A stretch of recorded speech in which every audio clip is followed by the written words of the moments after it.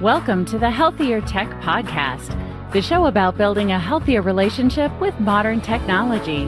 Now here are your hosts, R. Blank and Stephanie Warner.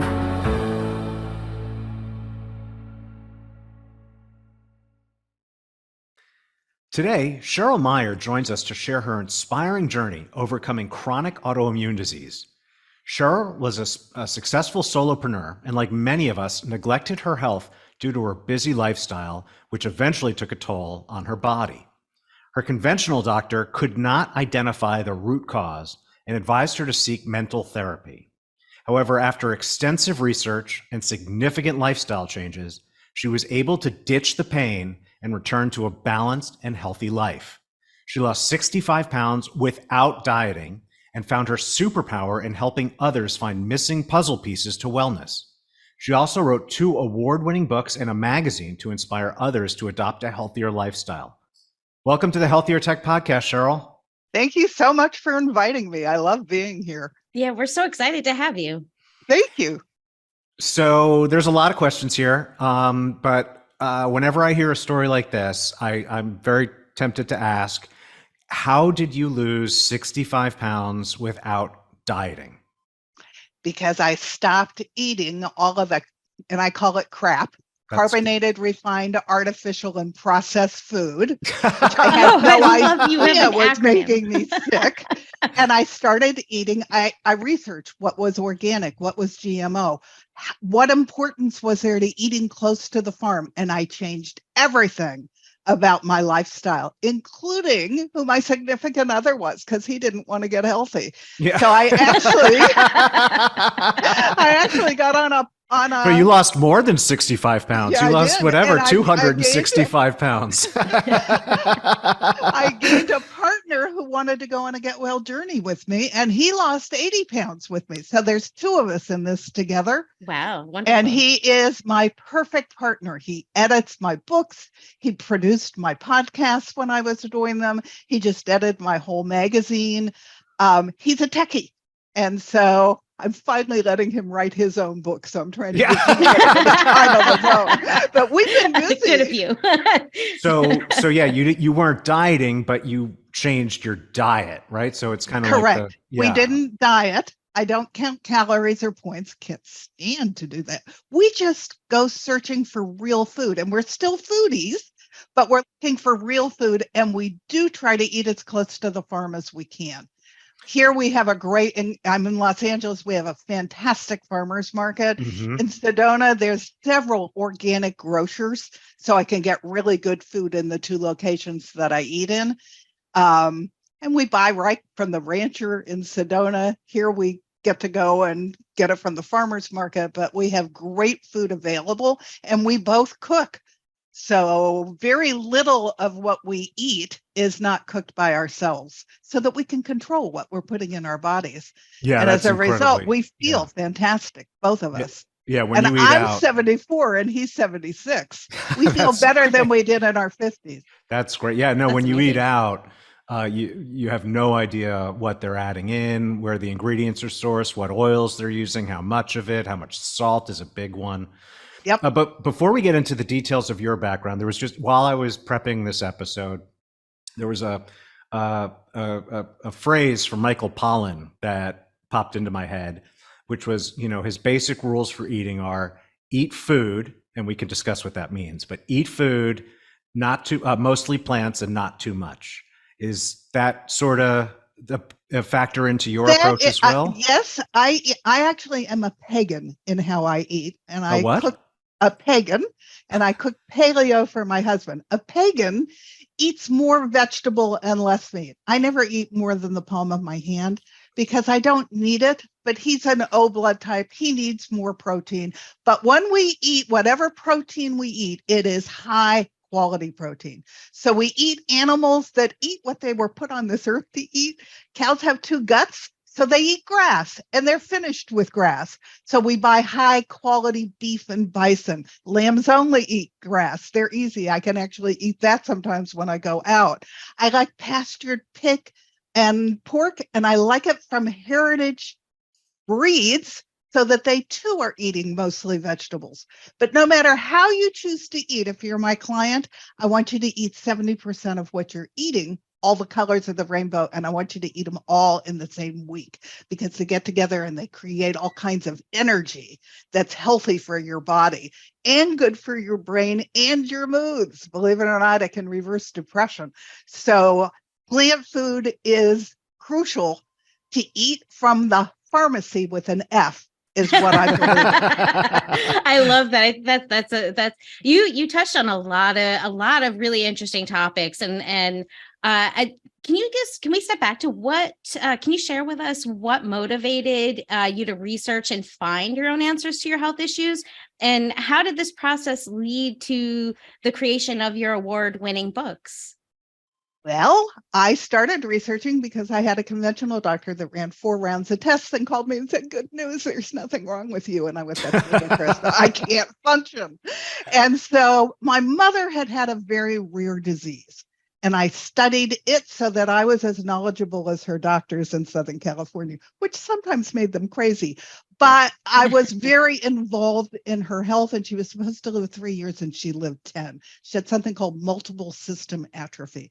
So I knew that if I dug in, I might not understand everything I read, but I could learn. And I was lucky because I didn't know what I was looking for, and I tripped into the functional medical community. And at the time, they were running 19 different symposiums with multiple doctors, and I listened to every single one of them. And what first caught my attention was they all turned functional because they got sick themselves and couldn't help themselves. So, okay, something worth listening to here. And then they started talking about things I knew nothing about: leaky gut, toxic load, that I had gone into toxic load. So I made notes and I started to research. We had GMOs on the ballot in California. I had no clue what a GMO was. And it lost. And it lost because of all the misinformation. So that's where I started. And I started with stress because my stress had gotten so bad, I had no cortisol left in my body. I was almost to Addison's disease. And my conventional doctor was, "What's to do? You're not sick yet." Well, I didn't want to go there. So those were the 2 places I started. I learned to breathe. I started taking yoga. I went into the EWG.org database, which is enormous, and looked up every single product in my life. And I started researching, what did I have to eat organic so I wasn't feeding myself poison? And as I've grown into my health, pretty much everything I buy now is organic. Even if it's not on the EWG Dirty Dozen list, it could be sprayed with as many as 64 toxins. There's another site called What's on My Food, and I look things up there so that I know what the poisons are that are on that food that I'm eating. So we try really hard to buy organic and cook our own food so that we can control it. But why did I do the research? I couldn't function. Literally, didn't want to be sick and tired of being sick and tired. And I was going to bankrupt my health, which was going to bankrupt my business. I was doing a lot of business with overseas factories. I was flying back and forth to Asia all the time, and I'm in Los Angeles. All my customers were on the East Coast. I was selling big box companies like Macy's and Kohl's and JCPenney. So I was always on an airplane, and I needed to have the energy to get up at 2:00 in the morning and fly someplace and then come home and then implement. So there was no way I was going to live that way. So I dug in. And it took me 5 years, but I eliminated dozens and dozens and dozens of toxins from my life. And then I found my own functional doctor who took me the rest of the way home. I have fibromyalgia. I will always have it, but I no longer have any pain or any brain fog. I do occasionally get little flares, but they don't come with all of those nasty side effects. And I'm functioning better than I did in my 50s. So it's all been well worth it. And I sold my business because I was running into women in the grocery store and the dentist office who were all in the same boat I was. Something was wrong and they weren't getting any answers. So I decided, what the heck? My BA was from Berkeley in English. Didn't think that was going to give me any credibility in health. So I went back and got certified as a health coach and then put my shingle up, the Health Muses in, so that I could share what I had learned with other people, which has become my mission. So there's a lot to unpack there, but very inspirational, a lot Absolutely. to unpack there. One thing I want to ask, so whenever a guest, because toxins come up a lot on on this show, and it's used a lot in culture. But I find that I find it insightful whenever a guest brings up toxins to actually ask them to define what a toxin is. So what does a toxin mean to you? To me, a toxin is a poison. And it can come in a variety of forms. And I actually have an environmental toxin expert who wrote an article for my magazine, which will help people understand it as well. But a toxin could be things in your cleaning fluids that are harmful and going through your skin and your lungs. And so knowing what's in the products that you're using in your home is really important. Cosmetics are self-regulated by cosmetic companies. Trust me, they're doing a lousy job at it. So you need to, the first thing I looked up was my expensive French cosmetics. It was a 9 on a 10-point scale. Literally, I was poisoning myself right through my face. So I dug in. Now, back then, 10 years ago, I was looking every single ingredient up. I have learned from Marilee, who wrote the article for my magazine, you start at the bottom, which is the smallest amount. And when you hit something really toxic, you put it aside, you get it out of the house because it off gases, and then you start looking for something that's cleaner. And she is introducing a whole Toss the Toxins course in my magazine that you can take for $99, I think, and learn what to get out of your house. But things like perfumes, I have no idea. Or the things you spray to make your air clean, or the things you spray to take the smells out of your air. That's all toxic. Not only was it toxic for me, but I had 3 cats and I lost them all way before their time. Oh. I was so busy researching for myself. My cats had always lived into their 20s. I lost them at 12, 14, and 16. So when I was done with my own health, I wrote my second book, and there's a whole section on how to make a healthy environment for your pets, because I wasn't going to get more pets until I figured out how to feed them, how to get rid of all the toxins on my kitchen floor and my counters and my toilets. All of that I became like a toxin fanatic to get them out of the house, because I didn't want anything that I love to be impacted by them. I need to read that part on pets. Yeah, I really appreciate you really recognizing that your pets are also affected, and trying to come up with some actionable things that people can do, not just, but sharing the information that you learn to help, make the environment safer for your pets as well. I think sometimes we don't think about that, and I love that you did. But and there's so much to talk about with toxins, of course. But again, I kind of want to step back a little bit and ask a little bit about functional medicine, kind of getting back to your journey. What is functional medicine, and what should people look for in a functional medicine practitioner? Functional medicine, I would love to think, is the future of medicine. They are root cause medicine. So they do not just look at your liver. If you're having a problem with your liver, they look at the whole body, because everything in your body is in synergy with everything else. And as an example, if you have a problem with your liver, which I did, I had a fatty liver, I have reversed that. That's the number 1 cause of heart attacks and heart disease. So all the pieces fit together. But when you go to a conventional or allopathic doctor, they look at segregated parts of your body, and they're trained to listen, average of 5 to 7 minutes, and down the chute comes the pill, and they treat that one body part. Whereas a functional medicine wants to find out what's the root cause that's going wrong in your body.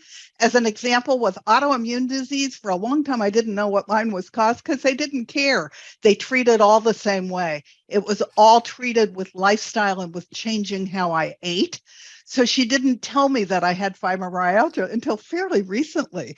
And getting rid of all the toxins is important for autoimmune disease. But inflammation is caused by toxicity, it's caused by your food, and it is the root cause of autoimmune disease, liver disease, heart disease, cancer, all of them. And a functional doctor looks at all of you so that all of you works in synergy together. They are naturopaths, they are trained in allopathic medicine, but then they get additional training. And as I said, either they all got sick and couldn't help themselves, or they had a loved one who got sick that they couldn't help, which is why they went for the additional training.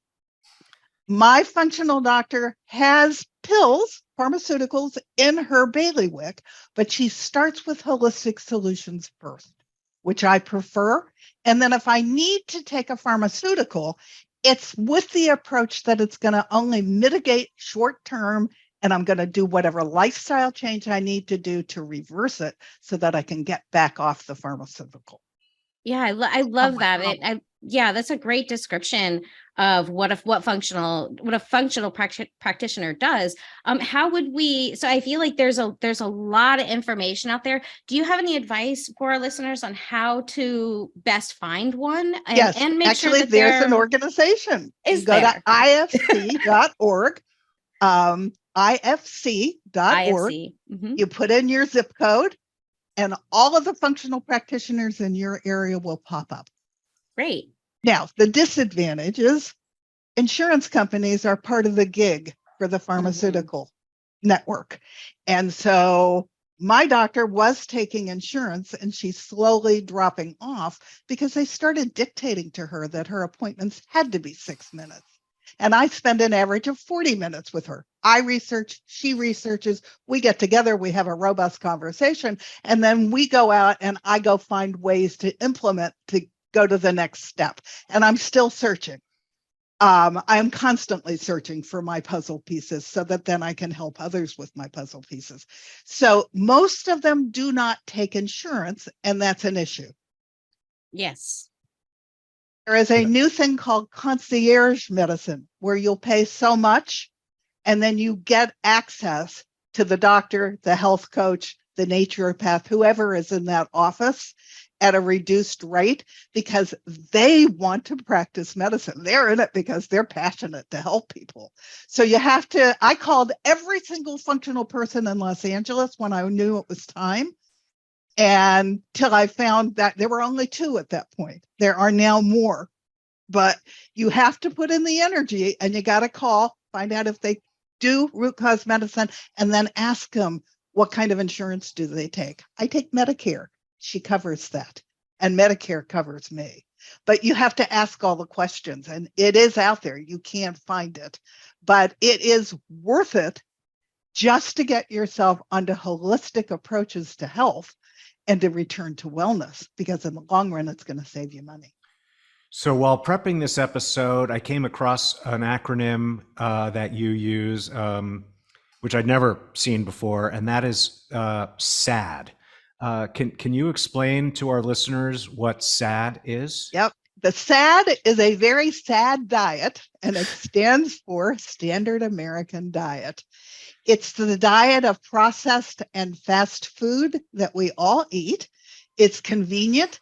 It's cheap, not really, and I'll explain why, but it includes everything you buy in the inner shelves in the grocery store, all your frozen food, and believe it or not, most restaurant food now, which is also bought directly from Big Food.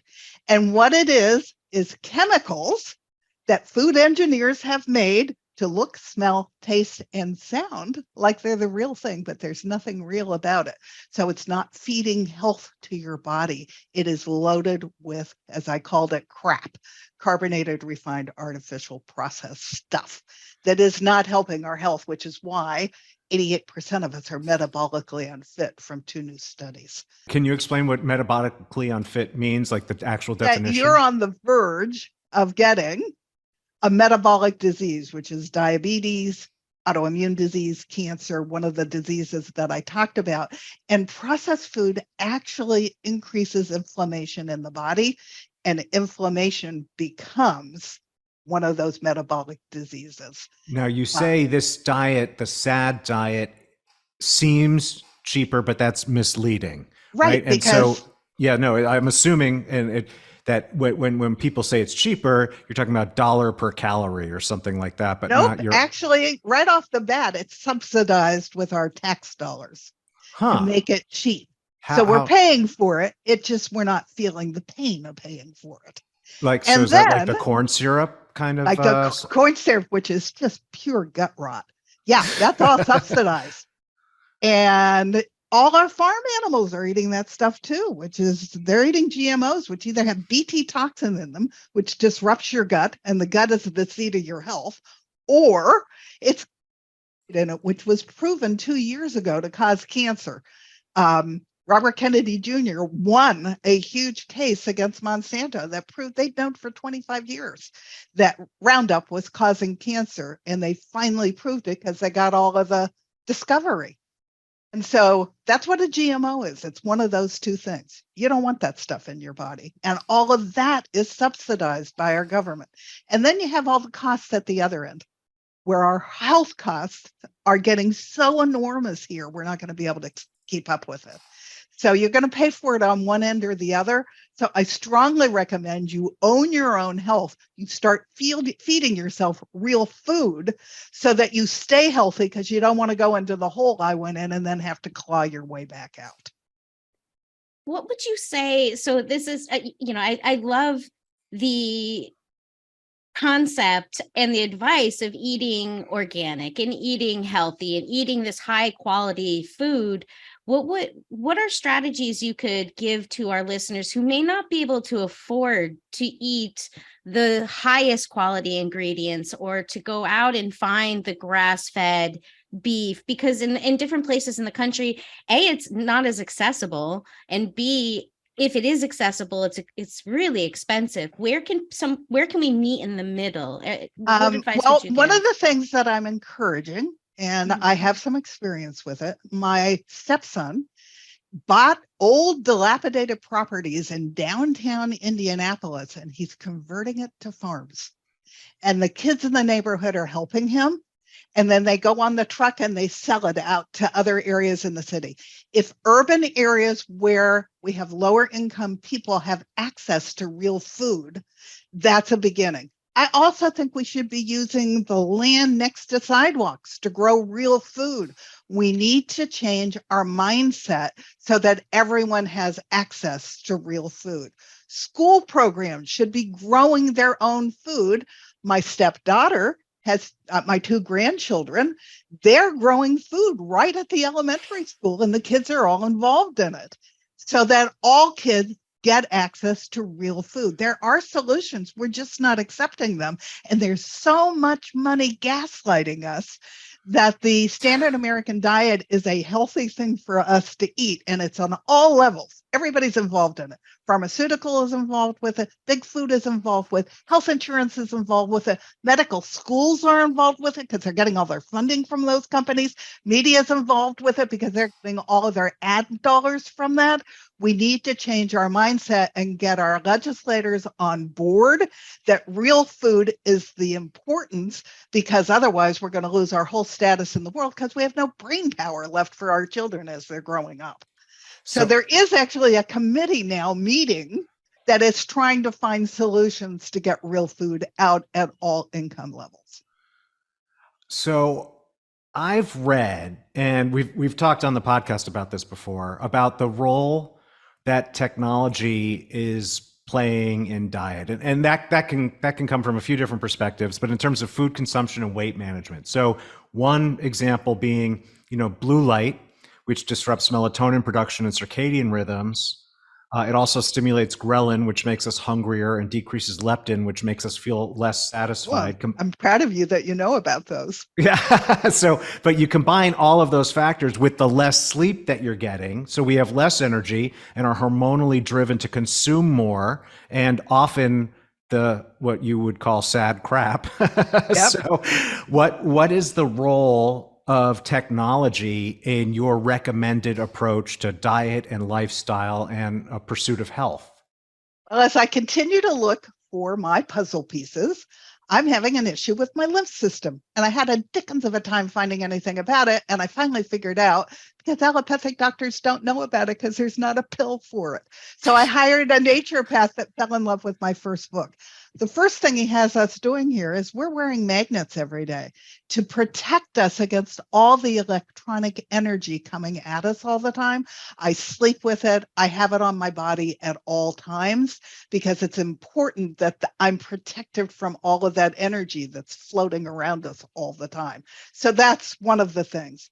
Second thing is lymph system. I have scars. I had my appendix removed when I was in my 20s. I have a huge fat scar. I'm massaging it every day with sesame seed oil, and then I'm using a red light, infrared light on it to make that scar disappear. And I'll be darned, it is disappearing. I have another one on my left ankle that's disappearing, both from massaging it with the sesame seed oil, which makes it softer, and then using the red light, which is helping it to heal and disappear. Because if you don't, then the lymph is all about flow. And what it does is it picks up the trash around all your cells. And if it can't get them out, it recirculates them and dumps them back into your gut. So you need to heal your scars so that you have flow, so that you have health. And as goes your lymph system, goes your liver and your heart. So they're all interconnected. So I'm enjoying learning while I'm implementing all of this, and it's great, but it is all technology oriented. And then I am starting to do infrared sauna. I just had my first session on Wednesday because that will, I have something called MTHFR, which I inherited from both my parents, which means I don't sweat. And what goes in my body stays in my body. So toxins are very hard for me to evict. So I'm going to go twice a week now and sweat in this infrared sauna to help my body return to balance. And health is balance. That's what you're aiming. So, and this journey of yours is what you said, 10 years now? 10 years. Yeah. So in the last 10 years, you've completely changed your life's direction. What is your current mission, and how are you seeking to make a positive impact on people's health? And more broadly, are you optimistic about public health or not? Than I would have been a year ago, because I've been talking a lot about trying to get people to change how they eat. And there's so much pushback. I even had mothers get mad at me that I was calling them bad mothers by telling them they shouldn't let their kids out to eat all the Halloween candy that was on the street. But today I am finding I'm starting to build a following, and people are interested and they're starting to listen, which is why I decided I was going to do the magazine. I am trying to be as loud as I can be to get my message out, because my mission is to inform people. As a muse, I want to inspire people to change. And that's why I chose that name. And yeah, I'm happy that there's a group meeting in Washington. I think it's going to take a long time before they change because there's so much money passing, honey. But one of the lead functional doctors is heading the group, and he is optimistic, which makes me optimistic. And then there's another person I just recently found named Callie Means. And I strongly recommend everybody follow him. He's got a newsletter. His sister is a functional doctor. She left allopathic medicine. He was a Harvard MBA that went to work for big business.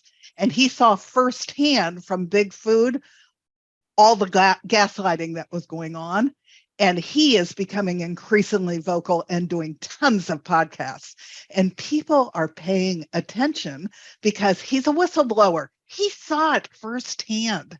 And we need more people like that. I can talk about how I feel good now, and that has some impact, but it's not the same as him talking about how he watched a broad range of big business pull the wool over our eyes and how serious it is. So as more people jump on the bandwagon and more of us get loud about what we're talking about, I think it will. It has to change. 54% of our kids have chronic illness already.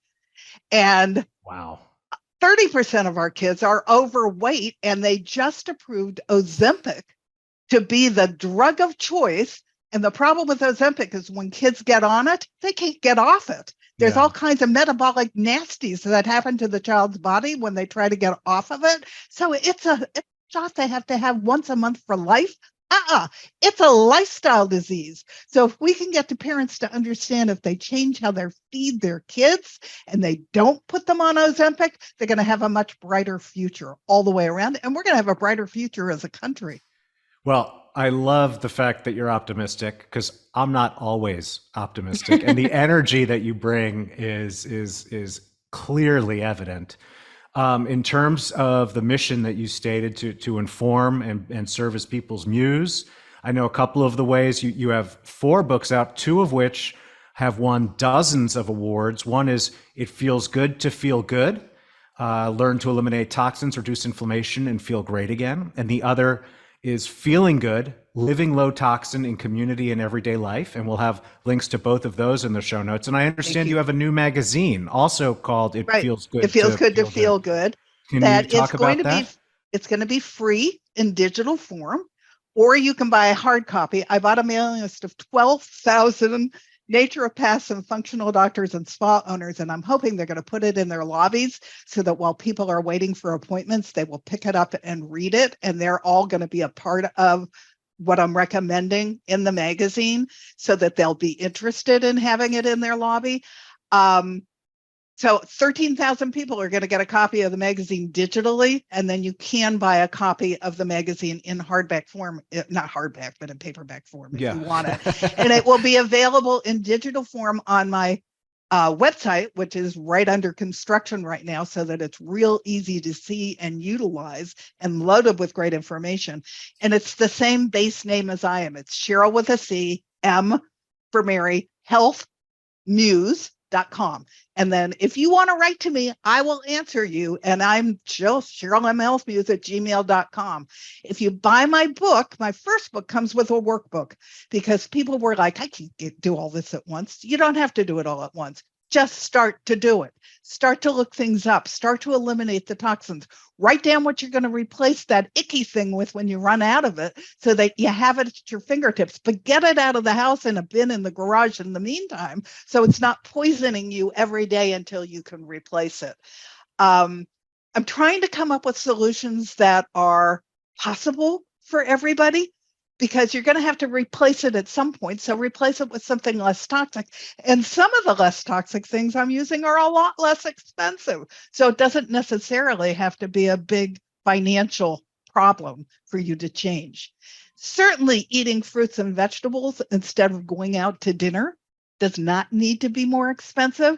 But if you're a lower income family, you're probably not eating out a whole lot anyway. So finding solutions for them is something I'm doing a lot of noodling on because I want to help everybody. That's great. And I also, along those lines, I understand you also have a workshop that you run a few times a year called Ditch Your Diet. And I've now run it 6 or 7 times. I have incredible testimonials on it. You can go to my blog on my website and read what people have said about it. And my deal is if you take it once, and you want a refresher, when I run it the next time, you get to join for free, because I have found that you have things to share with the new people that are valuable. Plus, it's a lot of information. So you get to have it all reinforced again until it clicks. And then it's a non-negotiable to eat any other way. And so I literally am changing the health of people one person at a time. That's one awesome. Lifestyle habit at a time. And I'm loving doing that. Well, Cheryl, it's been a real pleasure talking to you, talking to someone so energetic, so and optimistic, passionate. Yeah, and with such a wonderful, life-changing story.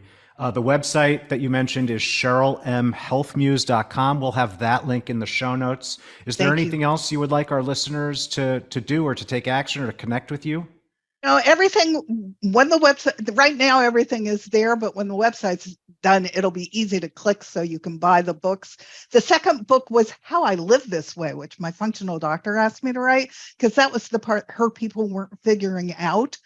And once it becomes not negotiable, you come up with all kinds of solutions. I go to somebody's house for dinner. I don't make them cook for me. I take my own food and I take enough that everybody can try it. And everybody is like, whoa, this is healthy.